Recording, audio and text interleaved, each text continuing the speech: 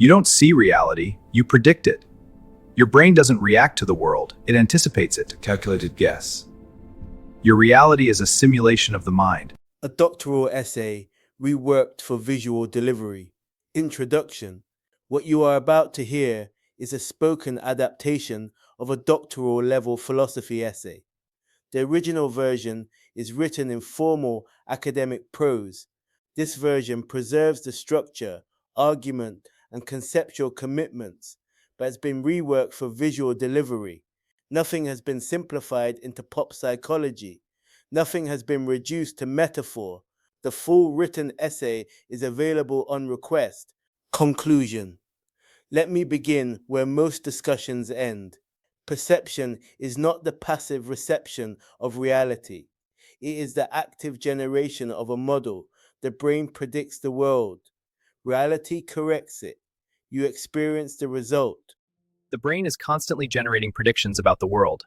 These predictions are compared with incoming sensory data. A match creates perception.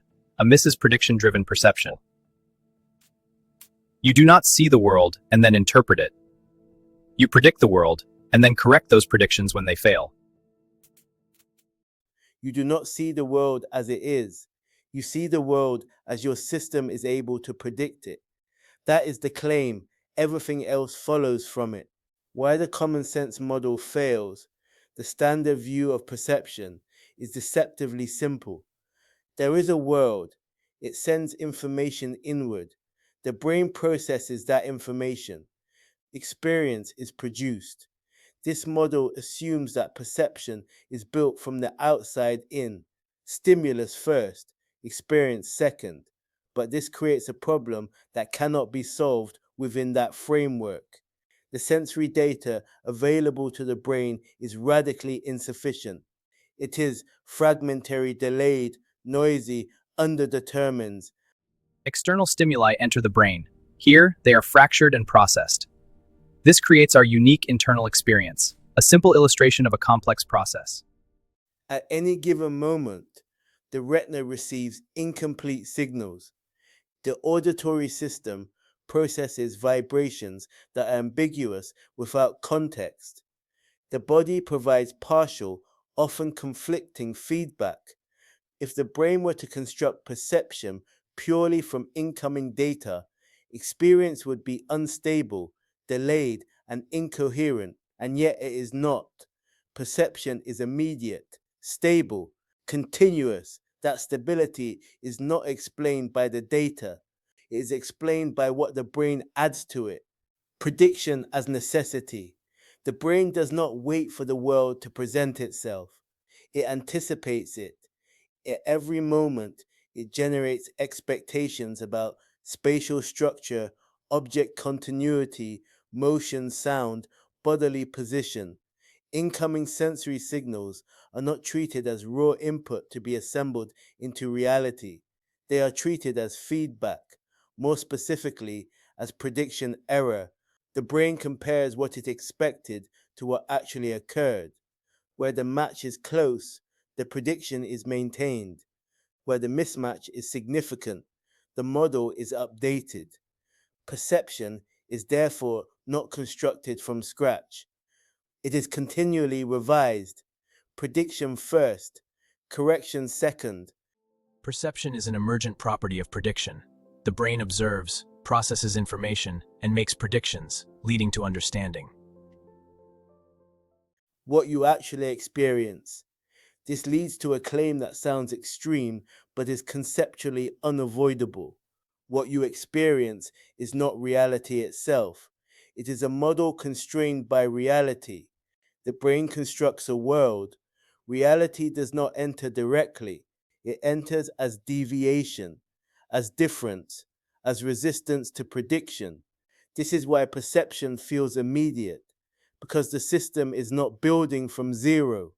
It is refining a continuous internal model. The world you experience is already there as expectation. The brain doesn't just react to the world, it actively predicts what it will see, hear, and feel based on past experiences. When new sensory data arrives, it updates its model, refining its perception of reality. Why this does not collapse into illusion. At this point, a predictable objection arises. If perception is constructed, then perhaps everything is illusion. That conclusion does not follow. The model is constrained. It must remain in contact with the structure of the world, or the organism fails. Prediction is not arbitrary. It is shaped by evolutionary history, biological constraints, developmental learning, environmental regularities. A system that predicts incorrectly does not survive. So while perception is constructed, it is not free. It is disciplined by error. Our initial perception can be flawed, leading to errors. By measuring and comparing, we can correct our perception. This leads to a more accurate and refined understanding. Reality is not given, but it is not optional. Illusions as evidence. Perceptual illusions demonstrate this structure directly. When you encounter an illusion, you are not seeing a failure of perception.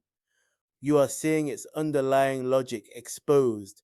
The brain applies a prediction that normally works. Under unusual conditions, it does not. The system does not switch off. It continues to predict. The illusion persists. This shows something critical. Perception is not controlled by input. It is controlled by expectation, interacting with input. Belief and perception, one system. At this point, the boundary between perception and belief begins to dissolve. Beliefs are not separate from perception, they are higher level predictions. Perception answers, what is there? Belief answers, what is going on? What should I expect? What does this mean? But both operate through the same mechanism, prediction and error correction. Your beliefs shape what you notice, what you ignore, what you find plausible, what you dismiss immediately. This is not interpretation layered on top of perception. It is perception structured from the start. Two individuals with different belief systems do not simply interpret the same world differently. They experience different predictive realities. Two stick figures experience the same event, but their brains process it differently. One brain, expecting better, creates a positive reaction. The other, expecting worse, generates a negative one. Our expectations shape our reality. Attention and control. If perception is prediction, then attention becomes central. Attention determines which predictions dominate, which errors are amplified, which signals are suppressed. It is not full control, but it is not nothing. You do not choose the structure of your perceptual system, but you can influence what you expose it to, what you repeatedly attend to, which environments you inhabit. And over time, this reshapes prediction. Agency does not exist outside the system. It exists in how the system modulates its own inputs and updates the self as a predictive model. The implications extend further than perception. The self itself is predicted. Your sense of being located in a body, being continuous over time, being a single subject is generated by a model that integrates bodily signals, memory, action, social feedback. This model is stable most of the time, but it is not fixed.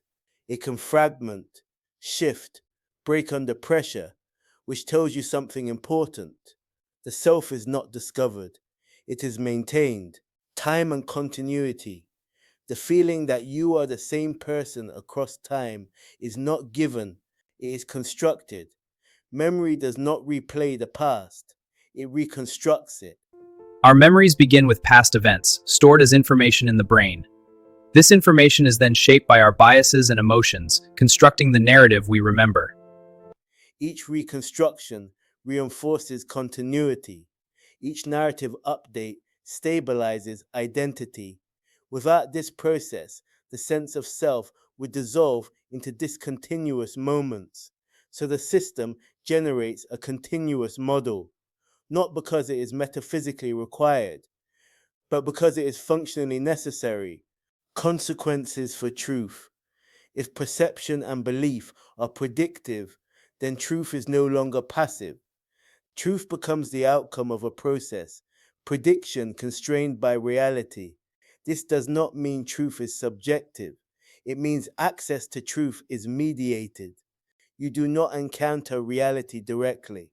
You encounter it through your predictive structures, your belief networks, your attentional patterns. Correction is possible, but never from nowhere. Consequences for disagreement. Disagreement is not simply about facts, it is about models. Two people can be presented with the same information and fail to converge, not because one is irrational, but because the information interacts differently with their predictive systems. Arguments fail not because they are weak, but because they lack entry points into the other system. Changing a mind is not adding a belief, it is restructuring a model. Consequences for agency. This view removes a certain illusion of control. You are not freely constructing reality at will, but it does not remove agency entirely. It relocates it. Agency lies in shaping environments, directing attention, exposing the system to corrective input, tolerating prediction error instead of suppressing it. You do not control what you perceive in the moment, but you can influence what your system becomes capable of perceiving over time. This has been a spoken adaptation of a doctoral level essay. The central argument is this: perception is not passive, it is predictive. The brain generates a model of the world and uses sensory input to update that model. What you experience is not raw reality, it is a constructed representation constrained by reality. This applies to perception, belief, and the self. You do not encounter the world directly. You encounter it through a system that predicts, filters, stabilizes, and updates. You do not see reality, you predict it. The full written essay is available on request. Before closing, it's worth briefly situating this position in relation to existing work. The claim that perception is not passive is not new. Hermann von Helmholtz Hermann von Helmholtz proposed that perception is unconscious inference. Sensory input from the eyes enters the brain. The brain makes an unconscious guess about the data. This guess becomes our conscious perception. already described perception as a form of unconscious inference. What changes in contemporary accounts is the strength of that claim. Inference is not one stage in perception, it is the condition of it. In modern neuroscience, this is formalized by Carl Friston. The free energy principle states that an agent minimizes surprise to navigate its environment. The agent holds prior beliefs, which are updated by sensory input and the likelihood of observation prediction. Through the free energy principle, and developed philosophically by Andy Clark. Andy Clark found Carl Friston's idea interesting and saw the need for a philosophical framework. He explored philosophy of mind, particularly the extended mind theory, grounding Friston's work in embodied cognition and the inactive approach. On this view, the brain is not reconstructing the world from input, but actively generating predictions and minimizing error. There is also a clear structural parallel with Immanuel Kant. Kant argued that the mind does not passively receive reality, but actively structures experience. Kant's philosophy begins with experience, but the mind doesn't just receive reality, it actively structures it. All knowledge starts from the senses, but is shaped by the mind's innate categories.